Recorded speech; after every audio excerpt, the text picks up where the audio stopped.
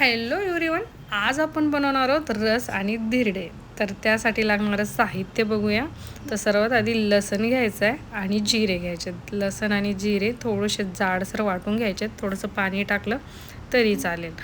तर गव्हाचं पीठ घेतलं आहे आणि ज्वारीचं पीठ दोघांचं प्रमाण सेमच घ्यायचं आहे. 1-1 वाटी इतकं पीठ घेतलं आहे आणि थोडंसं बेसन पीठ टाकायचं आहे त्याच्यात.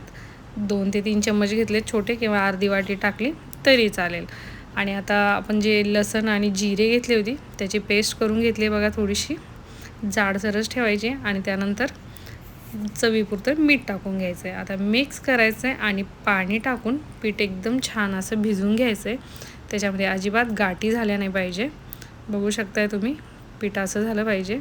जास्त घट्ट पण नको आणि जास्त पातळ पण नको.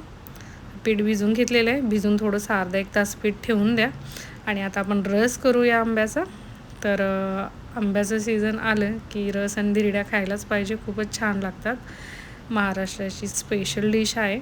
तर बघू शकता आंबे घेतलेत. आंब्याला आता व्यवस्थित स्वच्छ धुवून घेतले आणि त्याचा रस बनवून घेत आहे. आणि धिरडे जे आहेत ते एकदम पौष्टिक आणि हेल्दी पण आहेत लहान मुलांसाठी. तर नक्कीच करून बघा. तर बघू शकता रस करून घेत आहे. तर आंब्याला व्यवस्थित चोळून घेतले आणि त्यानंतर त्याच्या कोई वगैरे काढून घेत आहे. आणि आता मिक्सर जारमध्ये टाकूया आणि थोडंसं दूध पण टाकत आहे आणि जशी लागेल तशी साखर टाका. पाणी जर नाही टाकलं तुम्ही तर साखरेची अजिबात गरज नाही. आंबा जर गोड असेल तर मी थोडीशी साखर टाकत आहे, 1 ते 2 चम्मच. तर बघू शकता रस एकदम छान असा आपला घट्टसर रेडी झालेला आहे. आता धिरड्या बनवून घेऊया. एक कांदा घेतला, त्याला चिरून घेतले आणि पाठीमागं चम्मच किंवा सुरी लावायची आणि त्यानं तेल लावायचे तव्याला.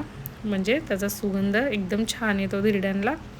आणि प्रत्येक वेळेस तसंच करायचं आहे. आता बघू शकता टाकून घेतलं आहे. एक कॉटनचा कपडा घ्या किंवा पेपर जरी घेतला तरी चालेल आणि पसरून घ्यायचं आहे धिरडे जो टाकला आहे तो सगळीकडून. आणि त्यानंतर पसरून झालं की वरतून तेल टाका. जाळीदार हिरडे एकदम मस्त होतात. तर बघू शकताय तुम्ही.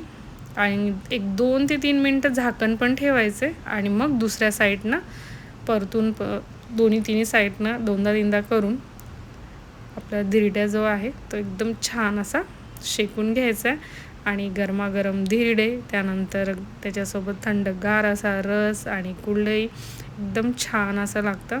तर नक्कीच करून बघा. आणि रेसिपी जर आवडली तर लाईक करा, शेअर करा आणि चॅनलवर जर नवीन असाल तर सबस्क्राईब करा.